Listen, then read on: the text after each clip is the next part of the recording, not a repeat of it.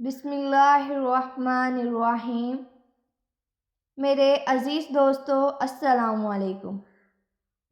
آج میں بیان کروں گی کہ اللہ تعالیٰ کی یاد، اللہ تعالیٰ کا ذکر اور اس کی یاد میں بیٹھنا بہت بڑی سعادت ہے، بہت بڑی نیکی ہے۔ حدیث شریف میں آتا ہے کہ قیامت کے دن کچھ لوگ نور کے ممبروں پر بیٹھے ہوں گے، ان کے چہرے آفتاب کی طرح روشن ہوں گے۔ دیکھنے والوں کو خیال ہوگا کہ شاید یہ انبیاء کرام بیٹھے ہیں۔ پھر ان کو بتایا جائے گا کہ یہ انبیاء نہیں ہیں، یہ وہ مسلمان ہیں جو دنیا میں مختلف جگہوں سے، مختلف خاندانوں سے آ کر اللہ کے ذکر کے لیے بیٹھا کرتے تھے، اور اللہ کی یاد بھی تو بہت بڑی چیز ہے۔ ایک حدیث میں آتا ہے کہ ایک فرشتوں کی جماعت وہ ہے جو زمین میں سیاحت کرتی ہے، سفر کرتی ہے اور اپنی غذا تلاش کرتی ہے، اور فرشتوں کی غذا ذکر الہی ہے۔ جہاں پر کچھ بندے ذکر الہی کے لیے بیٹھتے ہیں، وہ فرشتے وہاں آتے ہیں اور دوسرے فرشتوں کو بھی بلاتے ہیں، حتیٰ کہ اتنے فرشتے مجلس ذکر میں جمع ہو جاتے ہیں کہ حدیث میں آتا ہے کہ زمین سے لے کر آسمان تک فرشتوں کی قطار لگ جاتی ہے۔ مجلس کے اختتام پر فرشتے اللہ تعالیٰ کے دربار میں حاضر ہوتے ہیں، جبکہ اللہ تعالیٰ سب کچھ جاننے کے باوجود بھی ان سے پوچھتے ہیں کہ میرے بندوں کو کیسے پایا؟ تو فرشتے کہتے ہیں، اللہ تعالیٰ، آپ کے بندے آپ کا ذکر کر رہے تھے، وہ آپ کی تعریف بیان کر رہے تھے، وہ آپ سے جنت مانگ رہے تھے اور جہنم سے پناہ مانگ رہے تھے۔ تو اللہ تعالیٰ فرماتے ہیں کہ تم گواہ رہو، میں نے مجلس ذکر میں شامل ہونے والے سب افراد کی بخشش کر دی۔ تو ایک فرشتہ کہتا ہے کہ اللہ تعالیٰ، ایک آدمی اس مجلس میں اپنی ذکر کے لیے نہیں آیا، وہ تو اپنی ضرورت کے لیے آیا تھا، ذکر کے لیے نہیں۔ تو اللہ تعالیٰ فرماتے ہیں، مجھے یاد کرنے والے ایسے لوگ ہیں کہ ان کا ہمنشیں بھی محروم نہیں رہ سکتا، اس لیے اس کے ساتھ ساتھ اس کی بھی بخشش ہو گئی۔ جس شخص کی بخشش ہو گئی وہ کامیاب ہو گیا۔ اور قرآن مجید میں اللہ تعالیٰ ارشاد فرماتے ہیں، جو جہنم سے بچا لیا گیا وہ جنت میں داخل کر دیا گیا، تحقیق وہ کامیاب ہو گیا۔ کامیاب انسان وہ ہے جو مرنے کے بعد اللہ تعالیٰ کے عذاب سے بچ جائے، اس کی بخشش ہو جائے۔ اس لیے بڑے لوگوں نے اللہ تعالیٰ سے بخشش مانگی ہے۔ ایک بہت مشہور واقعہ ہے کہ ایک بزرگ جن کو بشر حافی کہتے ہیں، بشر حافی شرابی کبابی تھے۔ ایک دن وہ کہیں جا رہے تھے کہ انہوں نے راستے میں زمین پر پڑی ہوئی پرچی دیکھی جس پر لکھا ہوا تھا بسم اللہ الرحمن الرحیم۔ تو بشر حافی ادب سے جھکے، اللہ تعالیٰ کی محبت سے پرچی کو اٹھایا، صاف کیا اور احتراماً اسے اونچی جگہ پر رکھ دیا، اور پھر انہوں نے آئندہ کے لیے یہ ارادہ کر لیا کہ میں جوتا نہیں پہن کر چلوں گا کہ کہیں ایسی پرچی گری ہوئی جس پر اللہ کا نام لکھا ہو اور جوتے کے نیچے آ جائے۔ احتراماً بشر حافی نے جوتا پہننا چھوڑ دیا، اسی وجہ سے انہیں بشر حافی کہتے ہیں۔ عربی میں حافی کہتے ہیں ننگے پاؤں چلنے والے کو۔ انہوں نے اللہ تعالیٰ کے نام کے احترام میں یہ کیا، اور اللہ تعالیٰ نے پھر ان کے ساتھ یہ معاملہ کیا کہ جن راستوں سے وہ گزرتے تھے، جن گلیوں سے ان کا گزر ہوتا تھا، ان گلیوں میں کوئی جانور پیشاب نہیں کرتا تھا۔ اس وقت یہ ٹریفک تو نہیں تھی، لیکن گھوڑے، گدھے، بیل گاڑیاں یہ عام بازاروں میں ہوتی تھی، اس لیے ان کی غلاظت وغیرہ بھی پڑی ہوتی تھی۔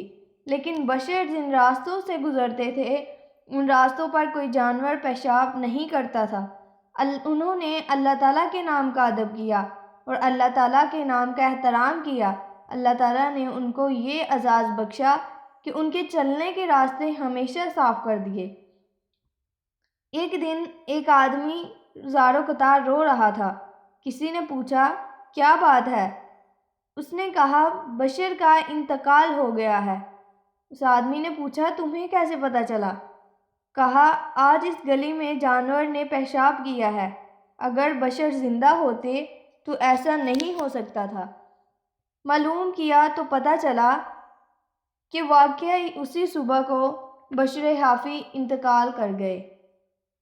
بشر حافظ صحیح زندگی نہیں گزار رہے تھے، شراب خانے میں رہتے تھے۔ اس وقت کے ایک بڑے بزرگ حضرت جنید بغدادی رحمۃ اللہ علیہ، ان کو الہام ہوا کہ ہمارا ایک بندہ بشر ہے، اس کو اٹھاؤ، غسل کراؤ اور توبہ کراؤ۔ پوچھا کہاں ملے گا؟ فرمایا شراب خانے میں ملے گا۔ حضرت جنید بغدادی وہاں پہنچے، وہاں اور بھی کئی شرابی تھے۔ ان سے پوچھا کہ تم میں بشر کون ہے؟ انہوں نے کہا وہ جو ستون کے ساتھ ٹیڑھا سا ہو کے پڑا ہے، وہ ہے بشر۔ حضرت جنید بغدادی اندر گئے، بشر کو اٹھایا، باہر لائے، غسل کرایا، توبہ کرائی اور بشر کو اللہ اللہ کہنا سکھا دیا۔ اسی وجہ سے بزرگ فرماتے ہیں کہ کسی کو حقیر نہ سمجھو، کوئی پتہ نہیں کس وقت اللہ تعالیٰ کی نظر کرم ہو جائے، اللہ اس کو توبہ کی توفیق دے اور وہ اللہ تعالیٰ کے بندے میں شامل ہو جائے، ہم سے بھی کہیں آگے بڑھ جائے۔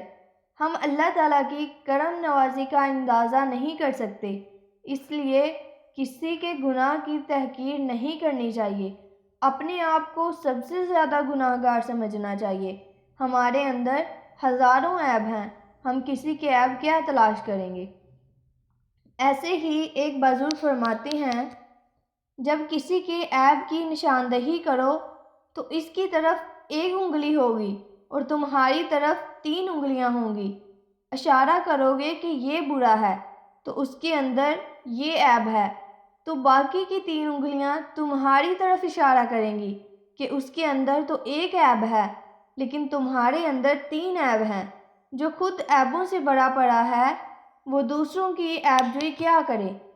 ہم سب گناہ گار ہیں، اس نے پردہ پوشی کی ہوئی ہے۔ خوش نصیبی ہے یہ کہ ہمیں اللہ تعالیٰ اپنے گناہوں سے معافی مانگنے کی توفیق دے۔ نبی کریم صلی اللہ علیہ وآلہ وسلم نے فرمایا تم سب گناہ گار ہو اور بہترین گناہ گار وہ ہے جو توبہ کرتا ہے، زیادہ سے زیادہ اللہ تعالیٰ سے توبہ کرتا ہے، یہ چیز اللہ تعالیٰ کو بہت پسند ہے۔ نبی کریم صلی اللہ علیہ وآلہ وسلم فرماتے ہیں اس کے لیے بڑی مبارک بات ہے، بڑی خوشخبری ہے، اس کی قسمت بہت تیز ہے جس کے نامہ اعمال میں قیامت کے روز بہت زیادہ استغفار ہوگا۔ اللہ تعالیٰ مجھے معاف فرما دے، اللہ تعالیٰ اپنی رحمت سے معاف فرما دے۔ جتنی معافیاں زیادہ مانگے گا نامہ اعمال میں اتنی زیادہ نیکیاں ہوں گی۔ حضور صلی اللہ علیہ وآلہ وسلم اسے بشارت دے رہے ہیں، مبارکباد دے رہے ہیں، معافی مانگنے پر اللہ تعالیٰ خوش ہوتے ہیں۔ تو حضرت بشر حافظ شرابی کبابی انہیں اٹھا کر جنید بغدادی لائے، توبہ کرائی، اللہ والے ہوئے اور پھر فوت ہو گئے۔ کچھ عرصہ بعد کسی نے خواب میں دیکھا، پوچھا اللہ تعالیٰ نے کیا معاملہ کیا؟ تو بشر رحمۃ اللہ علیہ نے فرمایا اللہ تعالیٰ نے مجھے تو بخش ہی دیا، اس کے ساتھ ساتھ میرے جنازے میں جتنے لوگ آئے ان سب کی بھی بخشش فرما دی۔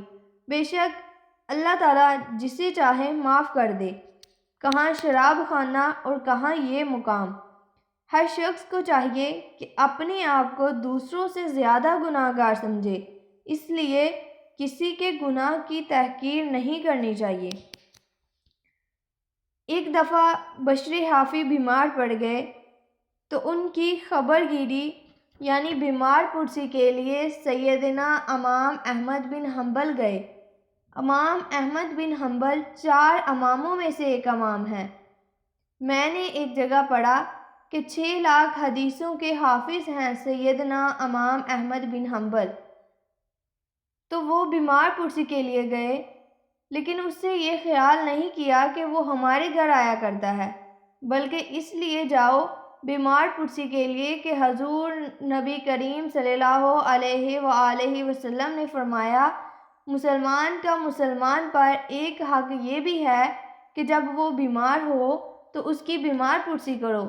اگر ایسی نیت سے جائے گا تو 70,000 فرشتے اس کے لیے دعا کریں گے۔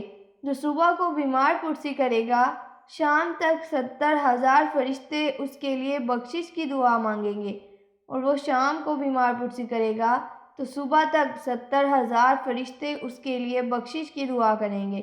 اس لیے ہر ایک انسان کو چاہیے کہ وہ اللہ تعالیٰ سے بخشش کی دعا کرے، معافی کرے، کیونکہ اللہ تعالیٰ کو استغفار کرنا بہت پسند ہے۔